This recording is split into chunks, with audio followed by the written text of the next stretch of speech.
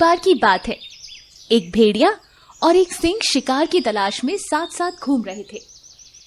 इस प्रकार से भेड़िया शेर का मंत्री था और वो उसकी चापलूसी और जी हजूरी में लगा रहता था।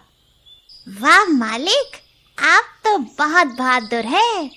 पूरे जंगल में आपके जैसा बहादुर शेर और कोई नहीं है।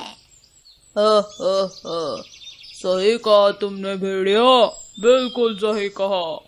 उसकी यही कोशिश होती थी कि शेर उससे प्रसन्न रहे और शिकार करने पर उसे मोटा हिस्सा इनाम में दे। शेर मूडी था, वो कभी खुश हो जाता तो कभी नहीं, मगर एक बात जरूर थी कि वो भेड़िए की सलाह पर गौर जरूर करता था।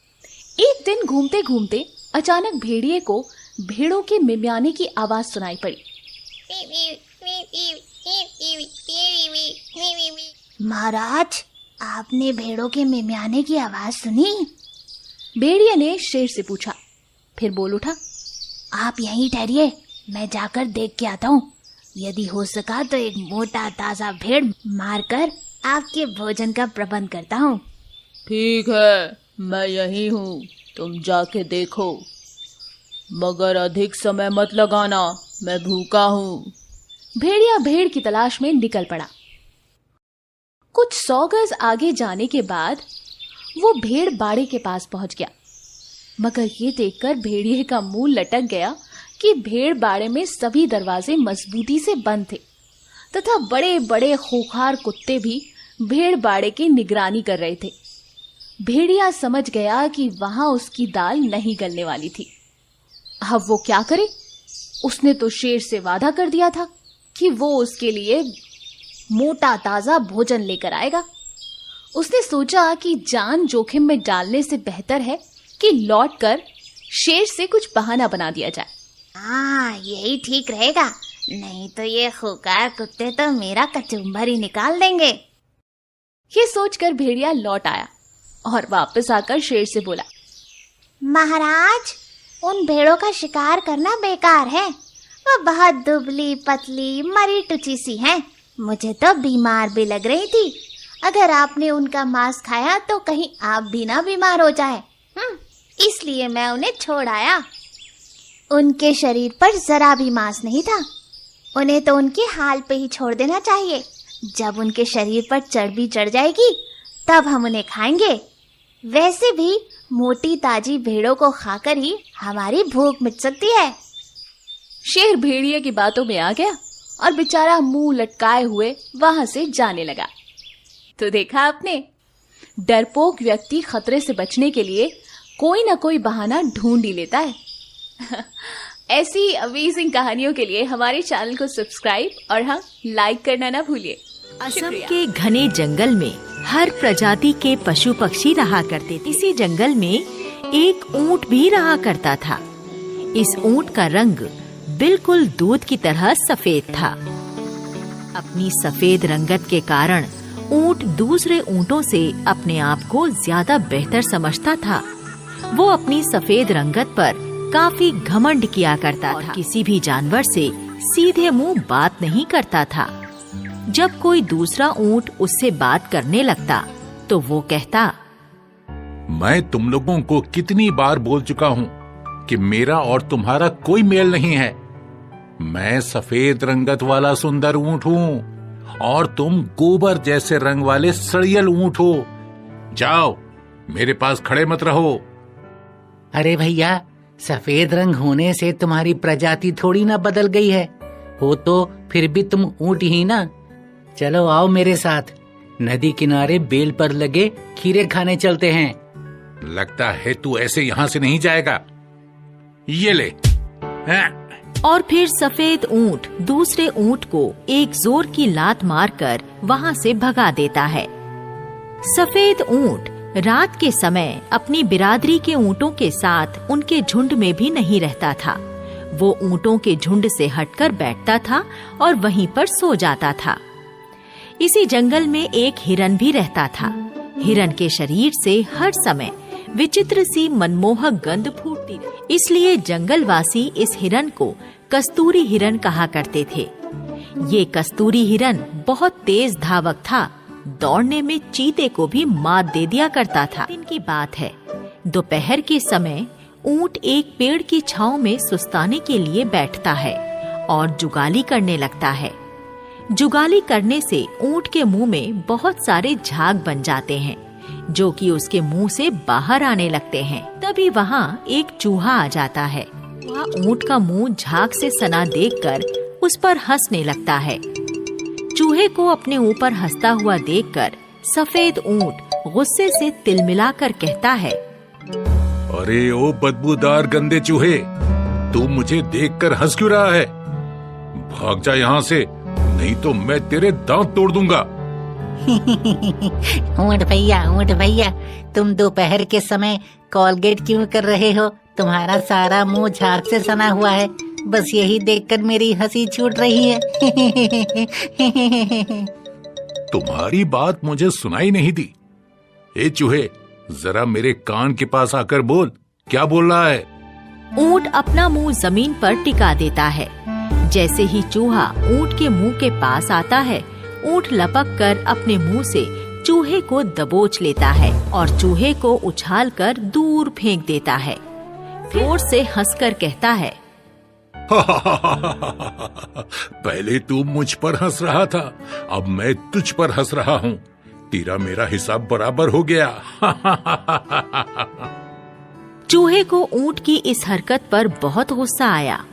अरे ओ नकचड़े घमंडी ऊंट, सुन ले अच्छी तरह से, मैं तुझे तेरी इस शरारत का सबक जरूर सिखाऊंगा। हाँ।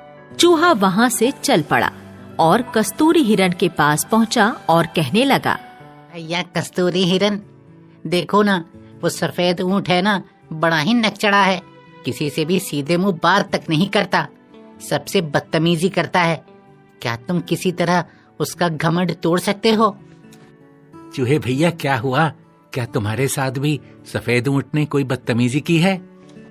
हाँ भैया, आज उसने मेरे साथ भी बड़ी बदतमीजी की है। और फिर चूहा हिरन को सारी बात विस्तार से बता देता है। उस पर चूहा कहता है, मुझे पूरा विश्वास है कस्तूरी हिरन कि तुम ही अपनी योग्यता से सफेद ऊंट का दिमाग ठीक कर सकते हो। ठीक है चूहे, मैं सोचता हूँ कि मैं किस तरह सफेद ऊंट का घमंड तोड़ सकता हूँ। उसके बाद कई दिन बीत गए और फिर एक दिन की बात है, जब सफेद ऊंट तालाब पर पानी पी रहा होता है तो वहाँ पर हिरन आ जाता है और ऊंट के बराबर में खड़ा होकर पानी पीने लगता है। ऊंट हिरन को अपने साथ में खड़ा हो पानी पीते देखकर बहुत गुस्सा होता है और उससे कहता है, ए हिरन के बच्चे, तेरी हिम्मत कैसे हुई मेरे बराबर में खड़ा होकर पानी पीने की? क्यों भाई, तुम क्या राजा शेर सिंह के खास मंत्री हो जो कोई तुम्हारे बराबर में खड़ा होकर पानी नहीं पी सकता है? देख हिरन, मुझसे ज्यादा बहस मत कर। मैं कोई आम ऊंट नहीं हूँ, सफेद ऊंट हूँ, सफेद ऊंट, इसीलिए मैं बहुत खास हूँ। देखो ऊंट भैया, अगर तुम अपने सफेद रंग की वजह से खुद को विशेष समझते हो तो मेरे शरीर में भी कस्तूरी की सुगंध है। मैं भी बहुत विशेष हिरन हूँ। अच्छा बता, मैं 6 महीने तक बिना पानी पिए गुजारा कर सकता हूँ, तू कर सकता है? मैं 10 फीट ऊंची छलांग लगा सकता हूँ, तुम लगा सकते हो? मैं ऊंचे पेड़ के पत्ते और फल खा सकता हूँ, तू क्या कर सकता है ये? मैं चीते को दौड़ में हरा सकता हूँ, क्या तुम मेरी तरह दौड़ सकते हो? दोनों ही अपनी अपनी विशेषताओं को गिनाने लगते हैं, लेकिन इन दोनों की बहस का कोई नतीजा नहीं निकल पाता। दोनों ही अपने आप को एक दूसरे से अच्छा साबित करना चाहते थे। हिरन कहता है, देखो ऊंट भाई, मुझ में तुमसे बेहतर और ज्यादा विशेषताएं हैं, इसलिए मैं तुम्हारे साथ खड़ा होकर पानी पीने का हक रखता हूँ। ओए बकवास बंद कर, तू मेरी बराबरी कभी नहीं कर सकता। देखो ऊंट भाई, तुम्हें अपने ऊपर कुछ ज्यादा ही घमंड हो रहा है। ऐसा करते हैं, महाराजा शेर सिंह के पास चलते हैं और उनसे फैसला कराते हैं कि हम दोनों में से कौन ज्यादा विशेष है। हाँ हाँ ठीक है, चलो चलते हैं शेर महाराज के पास। ऊंट और हिरन दोनों शेर महाराजा के पास जाने के लिए चल पड़ते हैं।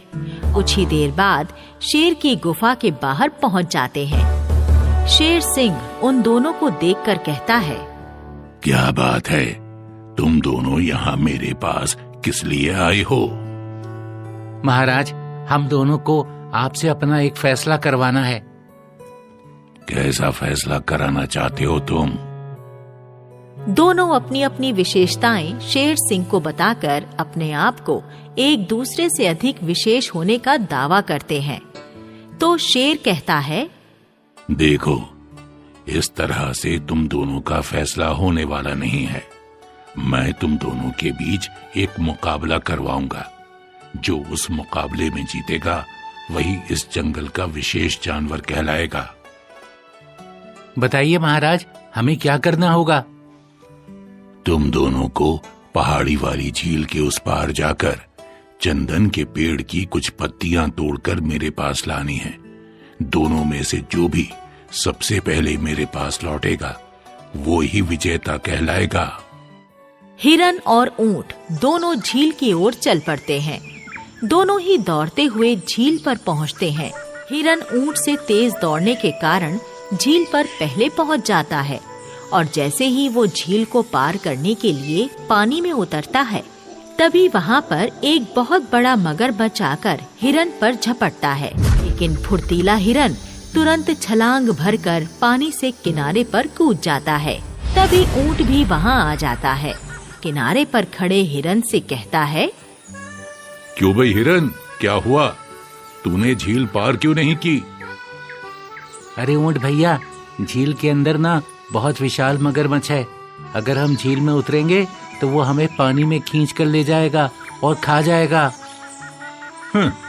अरे कोई मगरमच्छ नहीं है झील में। मुझे तो कोई मगरमच्छ नजर नहीं आ रहा। तू मुझे उस पार जाने से रोकने के लिए मगरमच्छ के नाम पर मुझे डरा रहा है। अरे नहीं नहीं ऊंट भैया, मैं झूठ नहीं बोल रहा। झील में सचमुच एक मगरमच्छ है। अरे तू अपनी बकवास बंद कर, मैं तो उस पार जरूर जाऊंगा। और ये कहकर ऊंट पानी में उतर जाता है।